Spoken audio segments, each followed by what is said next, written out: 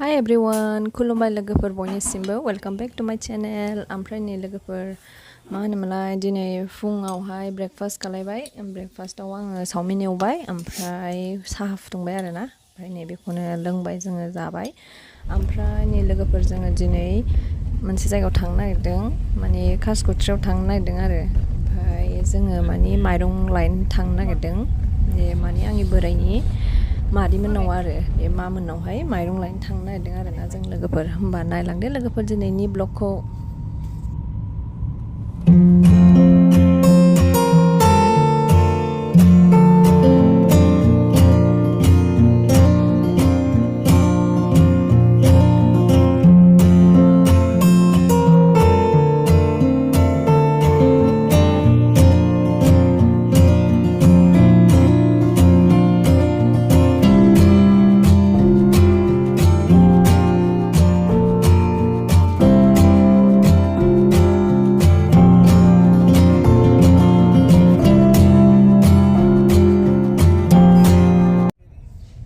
नै थांगासिनो आरोना जों लोगोफोर।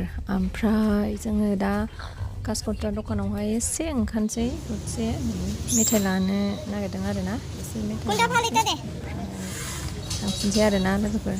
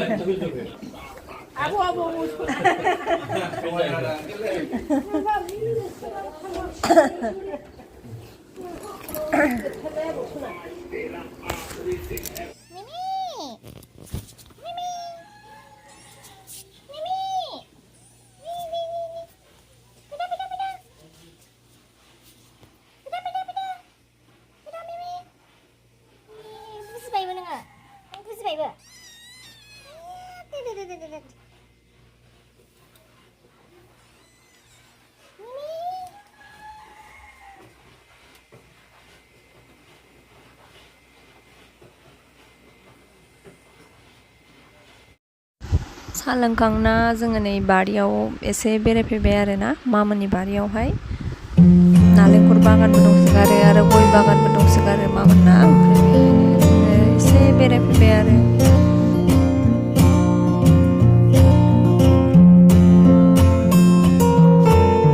मामोनना मालाय गायदों लादों मैगं, फाथोबारि, बे मैथा बांगाल गायदों एसे, ओमफ्राय बैयाव मैथा गोजा। भिडिअ'आनो जाखोना जाया हो रहा है भिडिअ' सानदोंलां जागासिनो। फटकबो एसे खेबजाबाय आरोना आं लोगोफोरनि नालेंखर बागानावहाय। बाबाबो नै जा दलद खामालाय दलद थाथारदों।